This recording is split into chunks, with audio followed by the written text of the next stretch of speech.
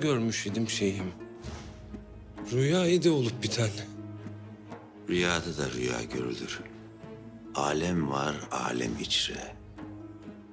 Dervişin yolu, aşkın yolu. Bu yol uzun, bu yol çileli. Musa Hızır ile, Hazreti Peygamber Cebrail ile çıktı. Bu yol uzundur. Korkulu geçitleri vardır. İncedir, kılıçtan keskincedir. Hızır değilse yoldaşın, Cebrail değilse yoldaşın, o vakit bir mürşidi kamil gerektir. Nefsi terk gerektir. Sabır, zikir ve tefekkür gerektir. Aç, susuz çok emekler çekmek gerektir. Belle Yunus bunu. Çıktığım bu yolculuk sülûk, sufinin miracıdır. Talebedenin çıktığı bu yolculuk seyri sülûk hali, ondan geldik, ona döneriz. Başlangıç ondandır. Dönüş onadır ilahi hükmünce. Geçmişi ve geleceği birleştiren, geçmişi ve geleceği bir eden, aynı noktada toplayan bir yolculuktur. Bunları sana konuşuveririm ama sırdır bunlar. Sana aşikar ediveririm. Sakın aşksızlara demeyesin sırrımızı. Belle bunu Yunus. Bu yolculuk burada, dünyada yaşar iken tamam olunacaktır. Ezel'de, eleste buradadır. Burada idrak edilecektir.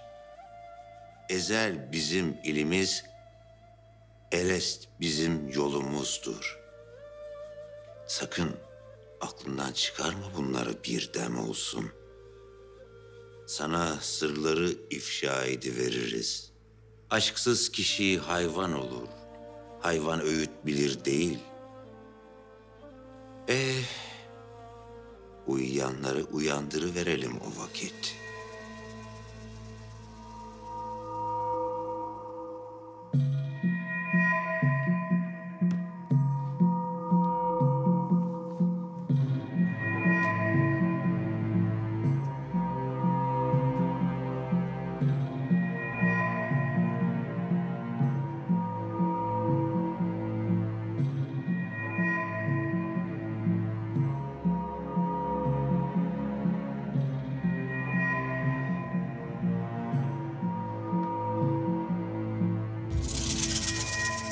Zikrini tazeleyelim hele.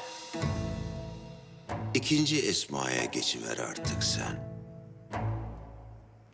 İsmi Celal verelim sana. Yanaştır hele dizlerini dizlerime.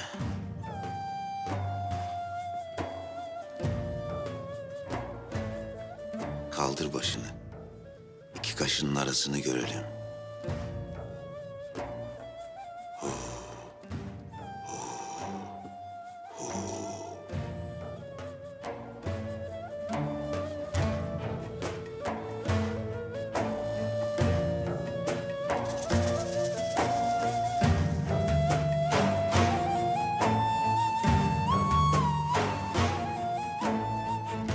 Allah.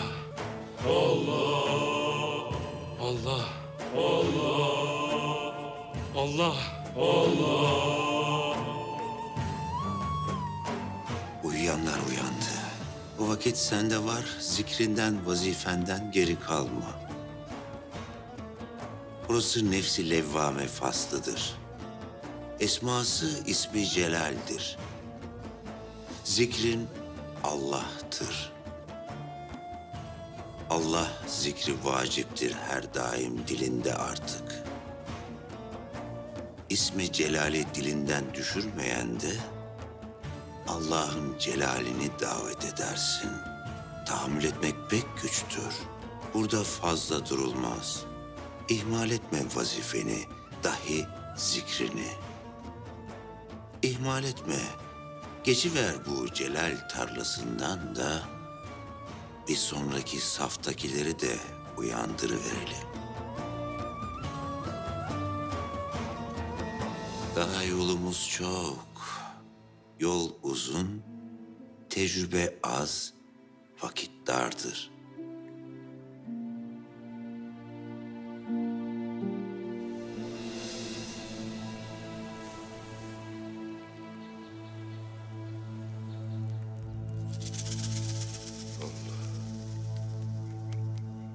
Allah.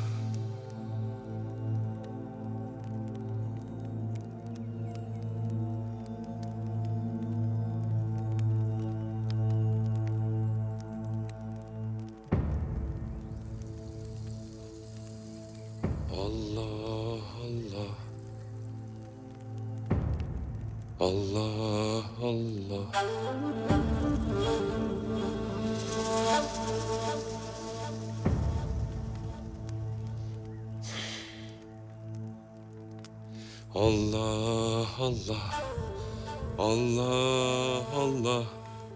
Allah Allah. Allah Allah. Allah Allah.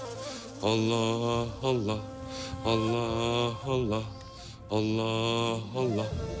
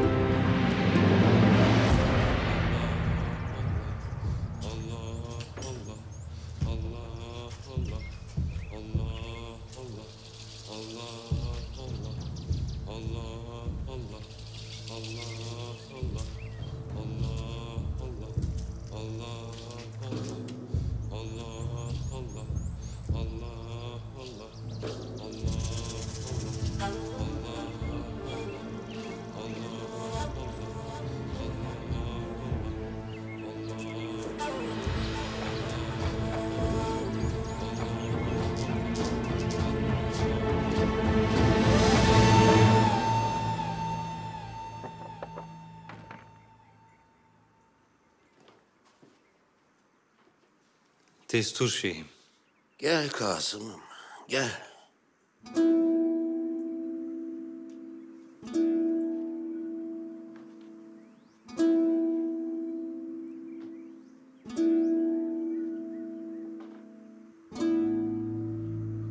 De hele niyet okutturma bu ilmi ihtiyara. Böyle bir vaziyet nasıl dile getirilir bilemem efendim. De hele de gönülden çıkana dil mani olamaz. Pek olası ki dergahımıza, sohbetinize yenice devama başlayanlar tarikimizin dahi Efendimizin erkanından bir haberdirler. Dergahta vakit nasıl akar, usul nedir, dervişan nice yaşar, münasebetleri nice olmalıdır, dahi hane halkı ile münasebetleri nice olmalıdır, elimizden geldiğine yardım ederiz. Müracaat etmeyen de dahi yol gösteririz. Ama kimseler kusurdan azade değil canım efendim. İş bu ki bu malum hali size arz etmek bana gerek şart olmuştur. Buyurursunuz ki salike mürşidinden sır olmaya. Ne hal var ise varıp beyan ede. Gene buyurursunuz ki gönülden gelene dil mani olamaz. Gözleri görmez oldu ihtiyarın artık. Olmuşu bitmişi, olmakta olanı anlatıvereyim dersin. İyi de dersin. İşittik, haberdar olduk. Neden bu pulu 12. daneden sonra koyarlar bilir misin? Bilmem efendim. Yunus'a mı anlatıverdiydim ben onu? Neyse. 12. daneye konması sebebi pulun 12 imama dalalettir. Ha, görür isen ki pul 5. daneden sonradır. O da ehli beyte dalalettir. Onu da Yunus'a deyiverdiydim o vakit. Tesbih biter artık. Ömür bitivermez ise. Sen vakit kaybetmeyesin benim avariliklerimle Kasım'ım. Hele var, zikrinden öte kalma bizden sebep.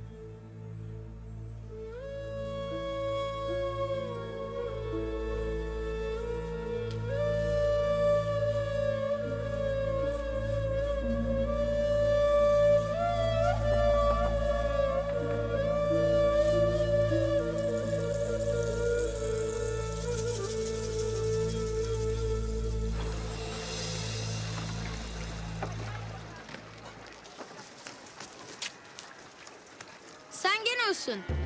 Kimim? Söyle bakalım. Kimmişim ben? Sen Tosbağa'yı kurtaran Sakas'ın. Hem de eski kadısın. Ben bilirim. Kelime-i tevhidin manasını bilir misin? Daha evvel de sormuş idin. Bilmezsin o vakit. Bilsen derdin. Tedirgin etmem ya seni. Divane değilim. Sivrihisar'da yaşar bir Ermeniyim. Artindiran. Demircilik ederim. Dayı köyümüzde papaz yamaklı ile vazife görürüm. Ya Şeyh Tapduk Emre. Onu bilir misin?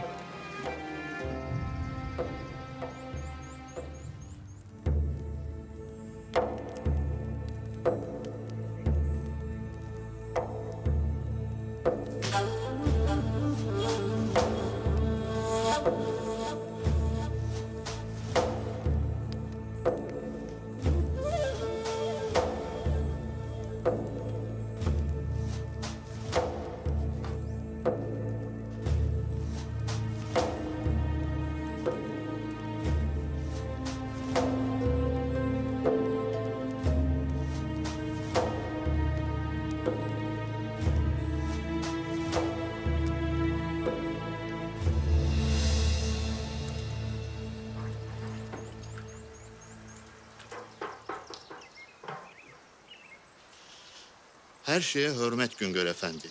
Dağdan meşe dalı kesip getirip içine oyar, onu kepçe yaparız. Sonra da kaynar kazana daldırırız. Kapağı kaldırırken Bismillah, kapatırken Bismillah. Kepçeyi eline aldığında onu öpüver. Öbür türlü aşçılık yapıp dünya malı toplamaksa niyetin, dergah ve ahi ocağında değil, gidip bir Rum hancının yanında öğreniver mesleği.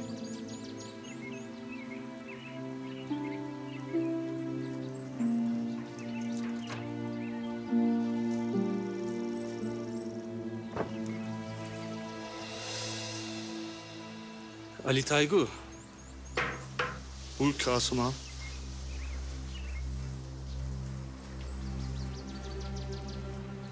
hele bir dolaşıp dervişana haber eyleyesin. Avluda birlensinler.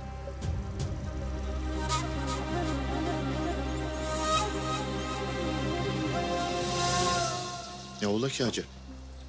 De hadi koşup haber veresen. Zikirde olanlar vardır, hücrelere de giresen.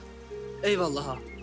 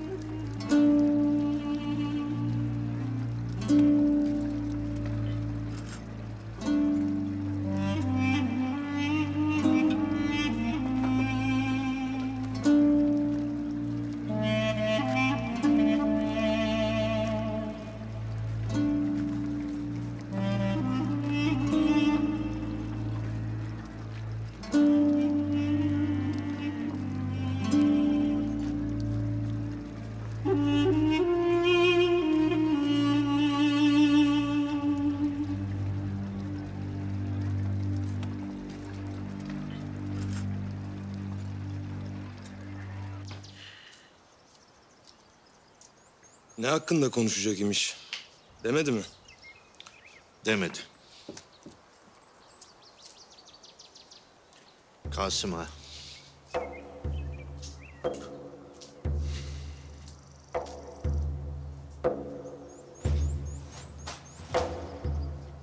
Pirdaşlar, cümlemiz biliriz ki varlık kusur içredir. Hiç kimse yok ki tamam ola. Hatadan, kusurdan azade ola. Şeyhimizden öğrendiğimiz edep kusuru ifşai değil, örtmeyi icap eder. Laf yapmaya da alışkın değildir dilimiz. Velhasıl kelam, her daim hoş şeylerle uğraşmayız.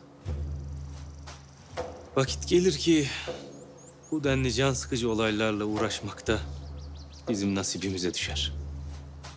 Gün ola sizler de başkalarının mesuliyetini taşıyan da hemfikir oluruz inşallah. Pirdaşlar, evin direği çöker ise çatı ev halkının üzerine göçer. Dergahımızın dirliği ne ola? Düzen, usul, erkan. Şaşırmaz mı insan? Elbet şaşırır. Bilmez şaşırır. Bilir şaşırır. Unutur şaşırır. İşte o vakit ne der şeyhimiz? Dost isen ikaz etmek de vazifendendir.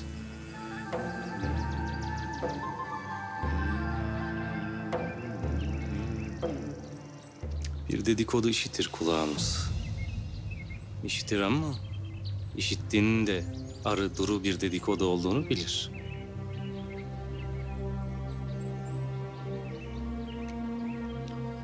Yunus Efendi dergahımızda yenice olabilir. Yolumuza buradaki yolu en son düşen olabilir.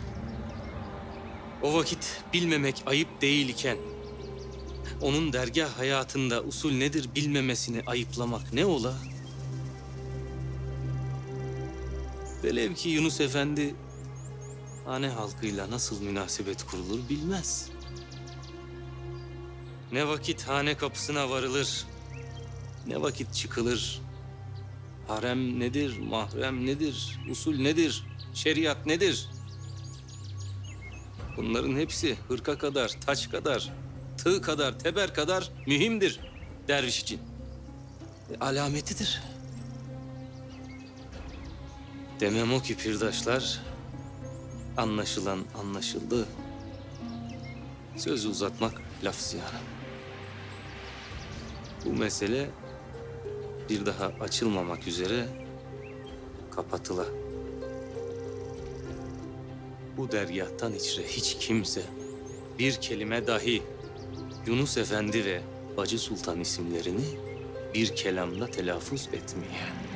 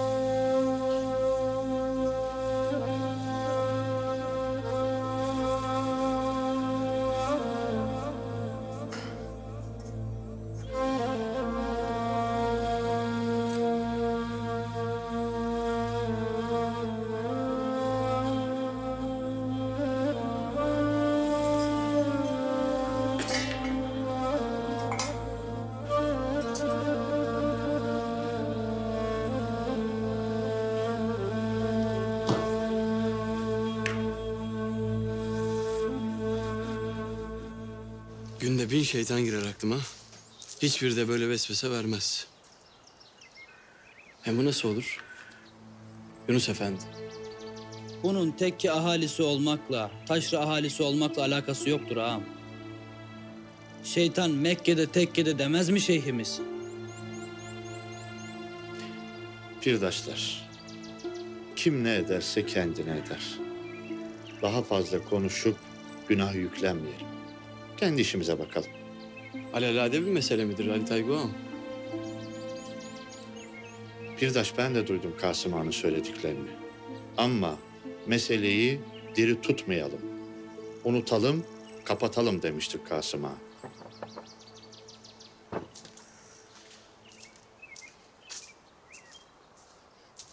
Sen hele bekle Artin Efendi. Kırbayı bırakan da varırız şeyhimin huzuruna.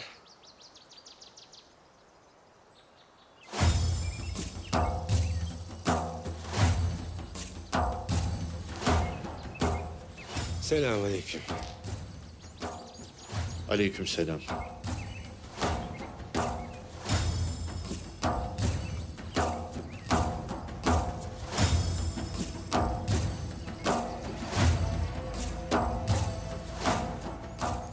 Efendi nerededir?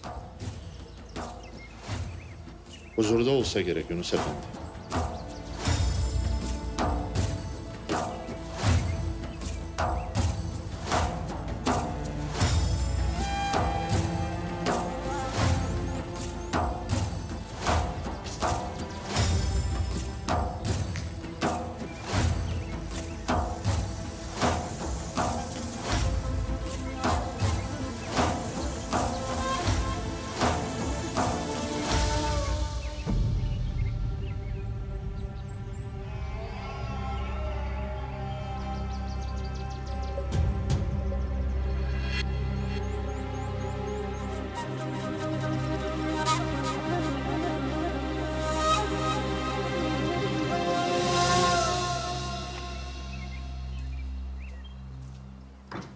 Atilla Efendi, Yunus Efendi.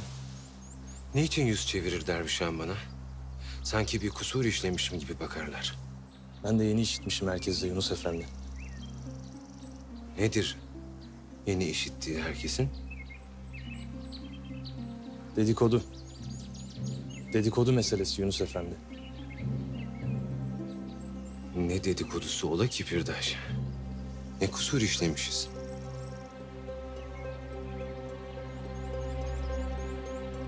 De hele, işlediğimizi yüzümüzden sakınmak ne fayda getirir? Benim dilim dönmez her meseleyi demeye. Kişi hakkı değil midir? Neyle itham oluna bile. Bağışlayasın Yunus Efendi ama işitmesi dahi zulümdür. Derler ki siz mahremi, namahremi tas tamam uygulamaz imişsiniz.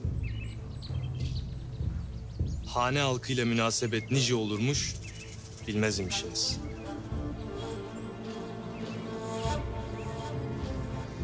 Kim dermiş bu sözleri Pirdaş? Ben bilmem Pirdaş. Sen kimden duydun onu de o vakit. Bilmem Pirdaş. Molla Kasım Efendi'den işitmiş kapanması için de ikaz almışızdır.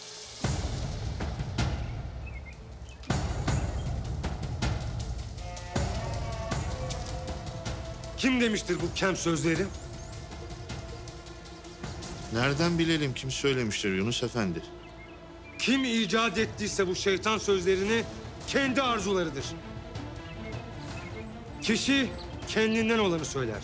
Ne söylerse kendi için. Hele yiğitse o kişi çıksın karşıma, bana söylesin. Yüzüme.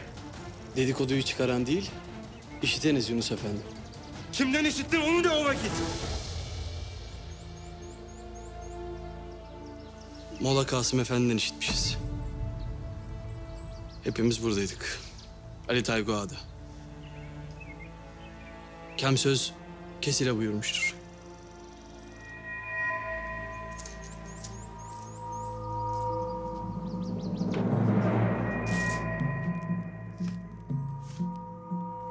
Destursuz mu girersin mahremimize Yunus Efendi? Millet arımıza, namusumuza laf edende o destur nerede ola? Yunus Efendi, bizim vazifemiz türeyen dedikoduyu semirtmek değil. Türeyen dedikoduyu tüketmektir. Sen söyle Kasım Efendi. Biz tüketiriz. Biz derdimizi anlatırız ama noksan mı anlatırız acep Pirdaş? Biz bu çirkin dedikodu tüken ederiz. Köprü de dergahı basa demeyiz. O sebep işitmiş ve şeyhimizden ilhamla varıp dervişanı ikaz etmişizdir. Devam etmesin deyi. Hal böyleyken kimseyi gammazlayacak değiliz Pirdaş. Burası muhbirlik değil, edep kapısı, edep. Bu yalnızca senin müşkülün değil Yunus. Bıçak nasıl ki nesneyi kese, bu ikaz da bu işi kese. Kusur da günah da her yerdedir. Hem müsterih olasın. Kökü olmayan uzar mı?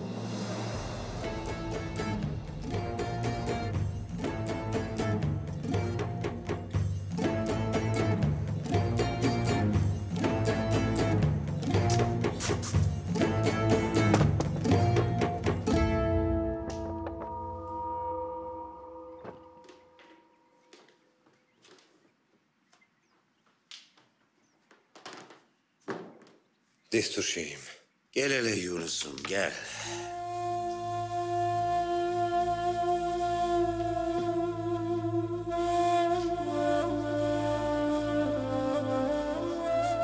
Beklesin. İşini. Bunca sene yanlış yolda yürümüş, bitmemiş. Vakitte eşiğe gelen de mi biter?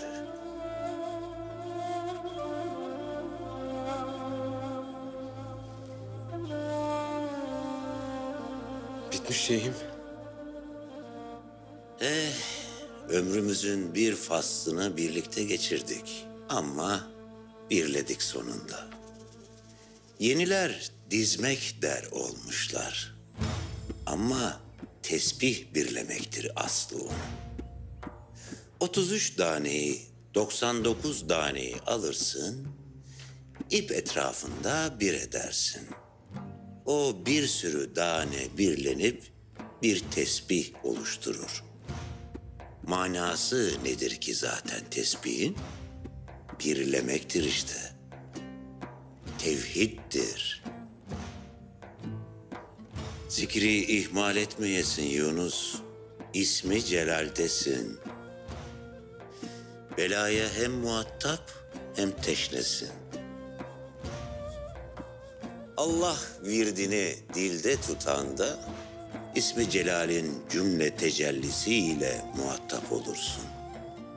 Her hissini azdırır. İnsanı mutedil olana uzak eder. Sevmekte de, öfkede de, aşkta da aşırıya yöneltir. Dalgalanır durursun derya misali. Denizi dahi dalgalandıran Celal'dir. Döversin, dövülürsün. Söversin, sövülürsün. Beladan kaçarsın, belaya koşarsın. De hadi, durmak yeri değildir bura. Belaya maruz kalmak başka, belayı arayıp bulmak başka.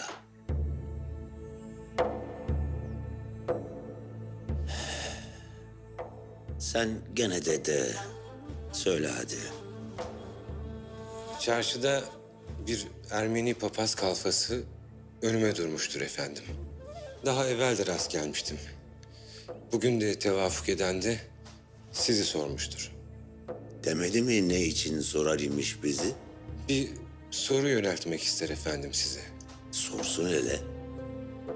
Nasıl ki sorulmaklığa katlanır muhatap, soran da işiteceği yahut işitmeyeceği cevaba katlanır.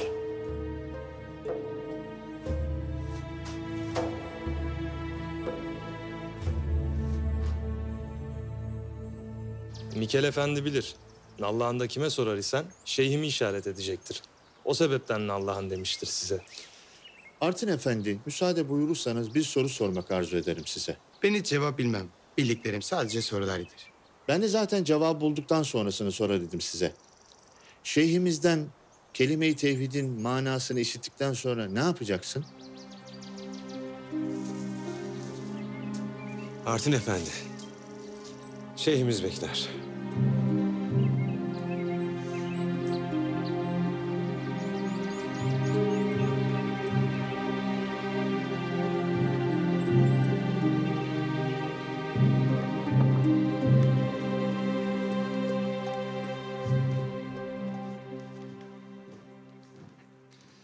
Destur şeyhim. Gelsin hele, gelsin.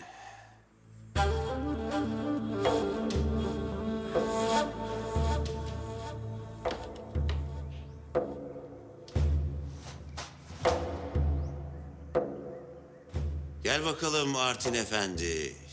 Gel hele.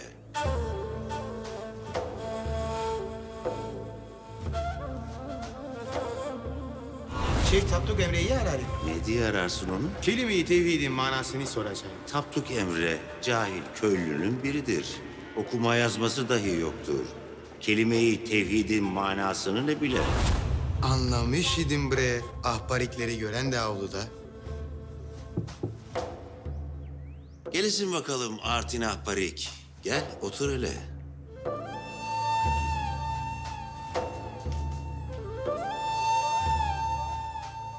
Hoş gelmişsin fakirhanemize Artin Ahbarik. De hele, kimsin? Necisin? Nereden gelir? Nere varırsın? Şimdi neredesin? Hoş görmüşüz Şeyh Efendi.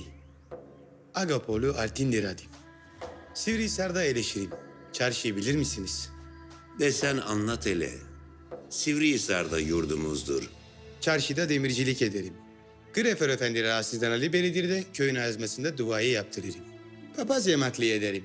Yakın zaman önce tabip Mikel Efendi gelmiş idi. Bir hastası olsa gerek. Evvelden bilir idi benim bir cevap aradığımı. Ararsın demek. Aramam mı Şeyh Efendi? Beni görenler sanırlar ki Artin Mecnun'dur. Yıllardır bunun cevabını ararım. Hangi memlekete gitsem, hangi uluyu işaret etseler sorarım.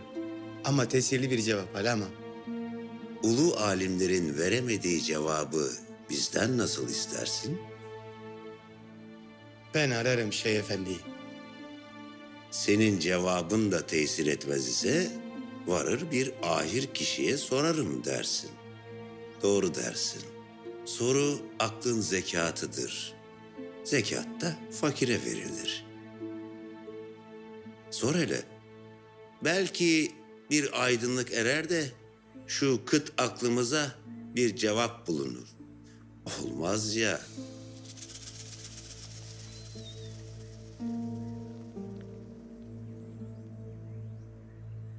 Kelime-i tevhidin manası nedir? Ne demek olur bu la ilahe illallah?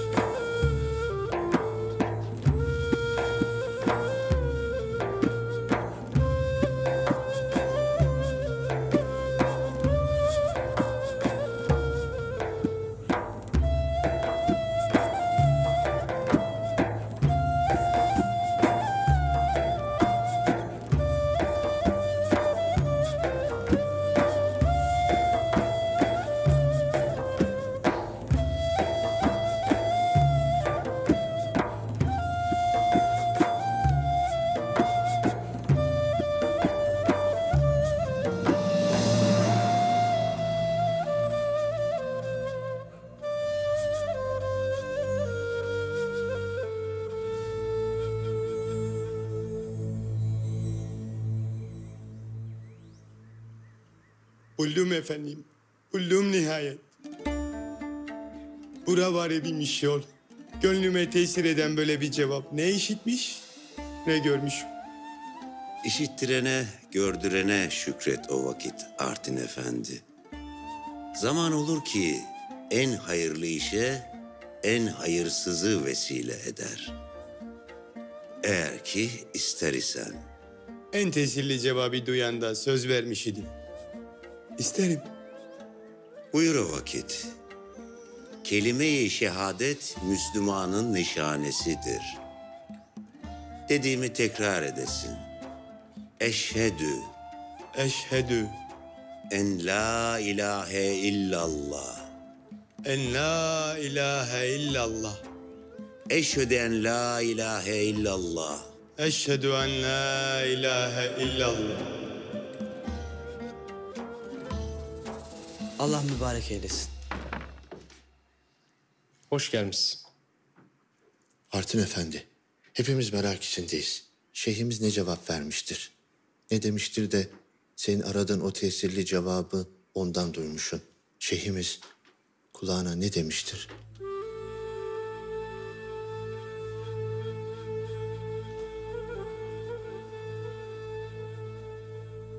Ölüm var.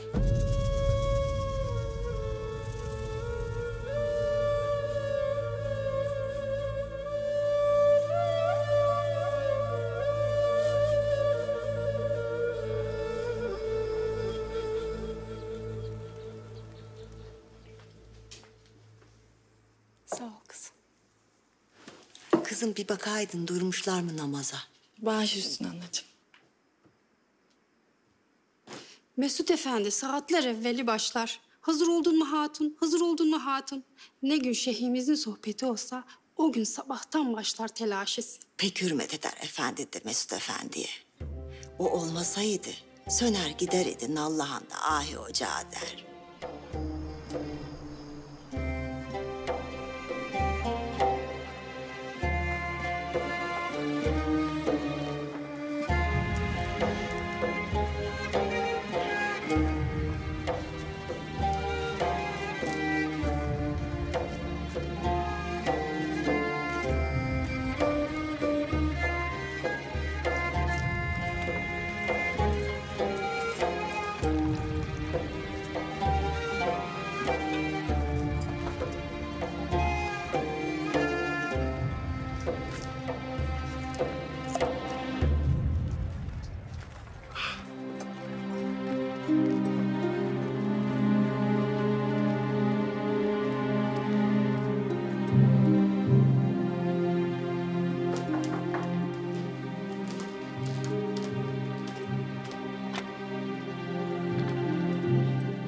Evde midir validen?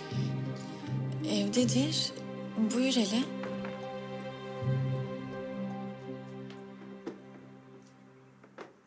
Hoş geldin ahretlik, hoş geldin. Gel, geç otur. Hoş gördük. Hayrola inşallah.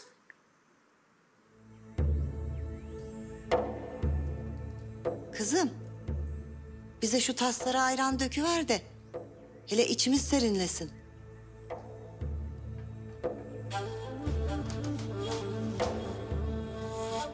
Hayrola ahiret, halin nicedir böyle? Betin benzin atmış. Hayır mı bilmem ahiret. Bu türlü bir şey hayra nasıl yorula onu da bilmem. Desen hele de, ne var dilinin altında? Nasıl açık denir böyle bir mesele onu da bilmem ama... De bakalım hele de. Şeytan kulağına. Bir dedikodudur giderimiş derler Valide Sultan. Ne dedikodusuymuş bu? Mesut Efendi işitmiş. Onun da kanı çekildi sanırsın. Görsen. Ne imiş de diyesilermiş ki... Yunus Efendi mahremi, namahremi ne bilir ne riayet edermiş. Sözüm ona kızımız Bacı Sultan...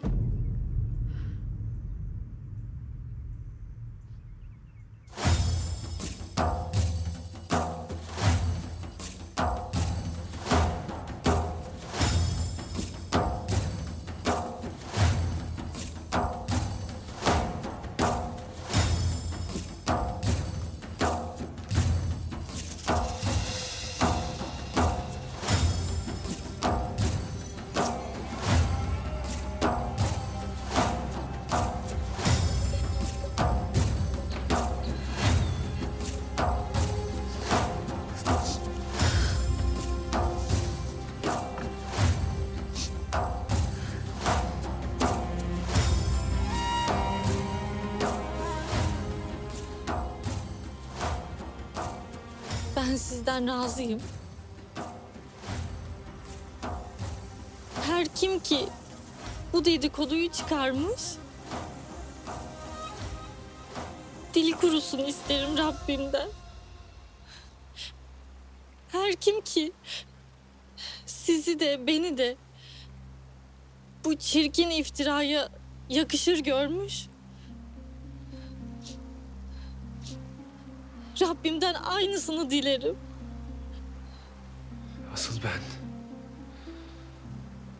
Asıl ben binlerce kez özür dilerim sizden. Size bu sözlerin değmesine sebep olduysam, asıl ben dilerim ki bizim için dediklerini kendileri için duyuyorlar.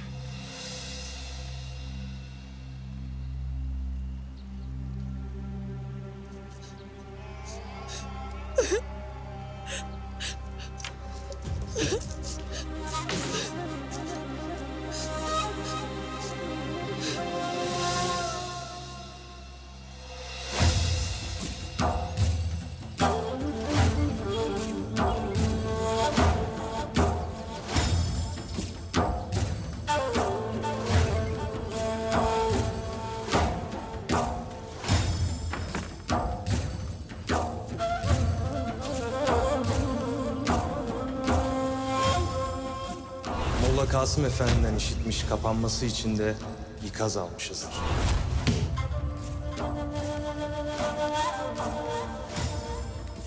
Molla Kasım Efendi'den işitmişiz. Kasım.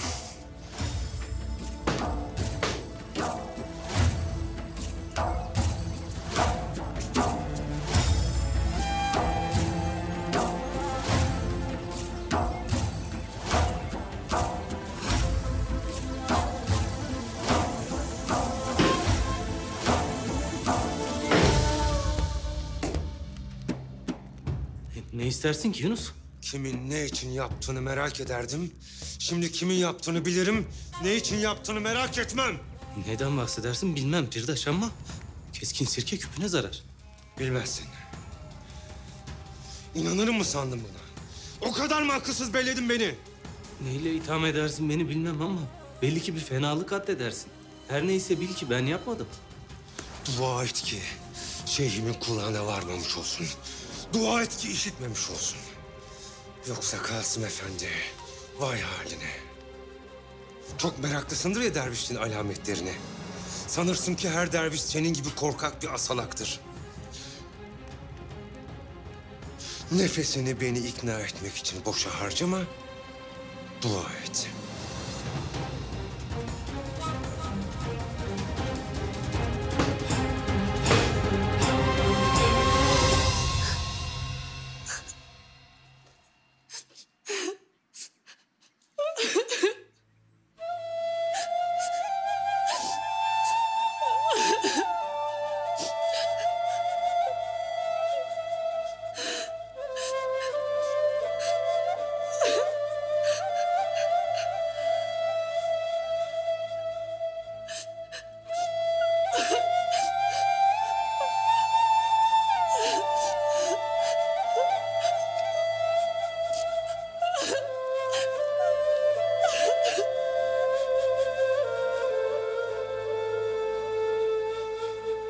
Türlü hile ve birçok masraf ile Leyla'yı alıp getirdiler.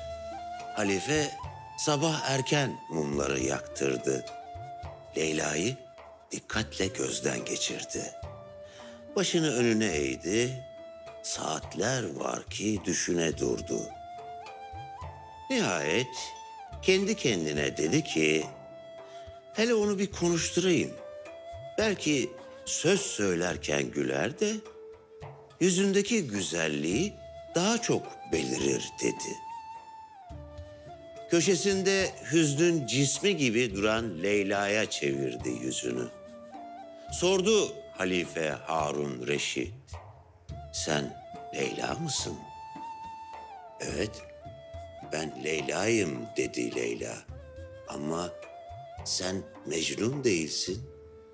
Onun başında olan o gözler sende yok. Öyle dedi Leyla, Halife Harun Reşid'e. Başkalarına baktığın gözlerle Leyla'yı nasıl görebilirsin?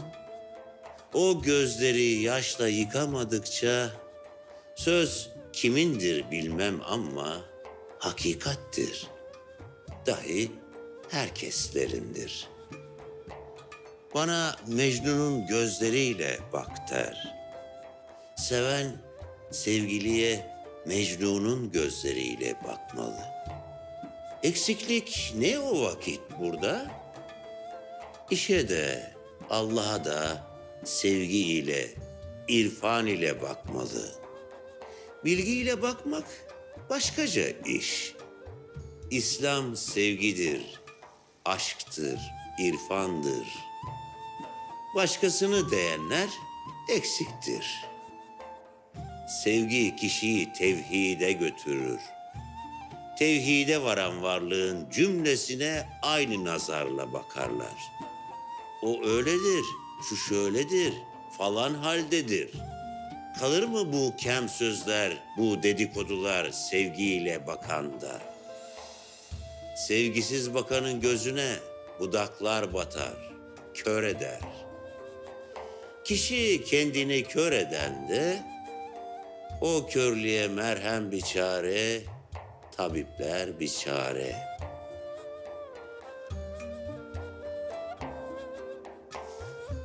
Size hiç Bağdat'ın meşhur hırsızlarından Cuha'nın sergüzeştiğini anlatıverdim mi?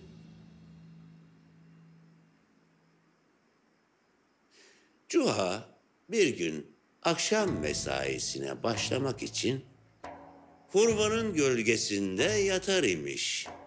Oradan biri onu dürtmüş. Bak hele Cuha, bak hele. Tepsiler geçer. İçinde mücevherler, her türlü zinetler. Cuha istifini bozmaz. Bana ne der. Ötekisi bu kez iyi de der. Sizin eve geçer. Hazret gene istifini bozmaz. İyi de der. Size ne, bize ne? Biz senin sözüne değil, sükûtuna bakarız. Sükût haldir. Nasıl ki türlü türlü sözler, kelimeler, cümleler var, türlü türlü de sükût var. Kişi konuştuğu değil, sustuğudur. Meğer ki asıl konuşan hal ola. Hali neyse kavli de odur kişinin. Ağzından hangi harfler hangi sırayla birlenip hangi kelimeler halinde söze gelse de manadır asıl olan. Manadır kişiyi tanış eden muhattaba.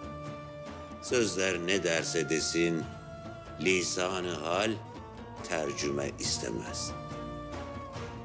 Yaratılmış bir varlık olmaya ki hal dili bilmesin. Hayvan dahi kendisini sevmeyen de avlar. Ne demişler? Söz gümüş ise sükût altındır. İyi de neden? Güzel söz, amenna.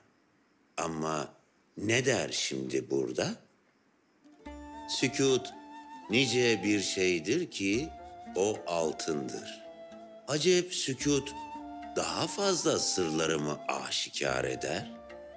Daha fazla mı anlatar sözden? Sözün son durağı dildir. O vakit ilk durağı neredir bunun? Nasıl ki her suyun bir gözü var, kaynağı var, yuvası var, sözün de çıktığı bir yer olmalı. İşte orası sükûttur. Sükût sözün yuvasıdır, menbaadır. İşte o sebepten biz senin dediğine değil, biz hale bakarız. Olan ne, biten ne? Her işittiğine inanan insan aklı boşa, dili yeter ona. Şimdi böyle konuşuveririz diye sanılmaya ki sözde bir önemi yoktur. Tam tersi vaki, kişi sözüdür. Biz eninde sonunda gün gibi açacak hakikatten dem vururuz. Sözün kuvvetini küçük görmek değil maksadımız. Söz güçlüdür elbet. Öyle güçlü ki onlar yalana inandırır, biz hakikate inandıramayız.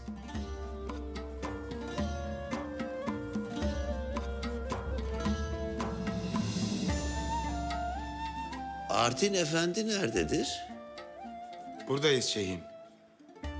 Bundan sonra sana da Abdullah Efendi diyelim ister isen.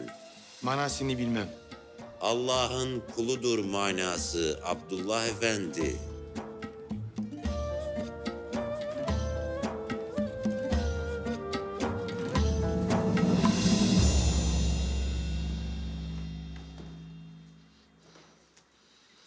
Destur şeyhim. Gel hele Yunus, gel.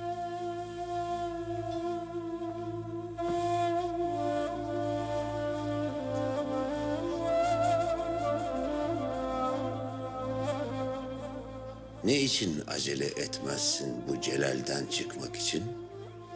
Sana dememiş miyiz? Burada fazla kalınmaz. Söyle hele. Belli ki işitmiş. Ama inanmamışsınız efendim. Ne kadar minnet eylesem güveniniz için azdır. Kula minnet eğlenilmez. De hele. Böyle bir hale düşende insan minnet değil de başka ne duyar ki şeyhim? Korkum sizlerin işitmesi, hane halkının üzülmesiydi. Dahi bunlara sebep olmak bile kahrolmak için yetmez mi şeyhim? Bilemedim en başında. Kaynağı neredendir bu dedikodunun? Nereden doğar bu kötü sözlerin gözü? Sonra anladım. Bildim. Bildim elbet.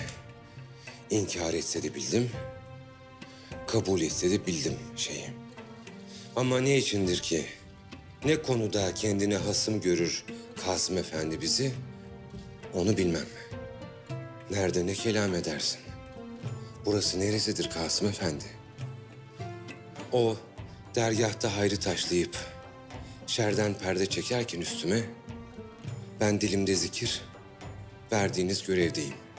Sabah ezanında çıkarım, dilimde zikir, gün batağında dönerim. Nasıl buyurduysanız dilimde zikir. Siz yolumu gösterende yolumu bilmişim. Yolumda yürümekten başkaca emelim yok. Onlar gibi dedikoduyla meşgul etmeye müsait değil dilim. Her daim zikirde. Kırbamın meşini sırtıma yapışır güneşin altında. Yaram olur. Yaramdan yatamam ama kırbama asarım. Yine de ağzımı açıp tek kişiye siz ne yaparsınız, ben ne haldeyim, bir merhem verin dememişim. Ağzımı açıp tek kelam şikayet etmemişim şeyi. Hikaye etmek dahi şikayettir. Şeytan yerleşir o dilin altına, şikayet etmem diye şikayet ettirir. Madem öyledir, madem verdiğimiz vazife seni bunca yorar, bıktırır, şikayetlere atar, o vakit varıp gidesin fakirhanemizden. Bundan böyle ne yüzünü görmek, ne sesini işitmek isteriz.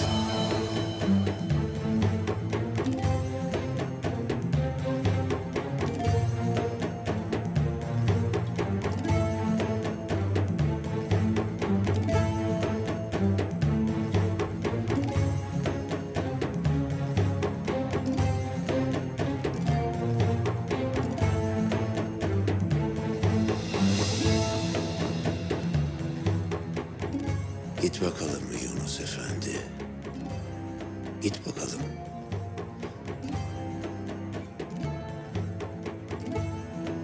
Kime azar, ona nazar.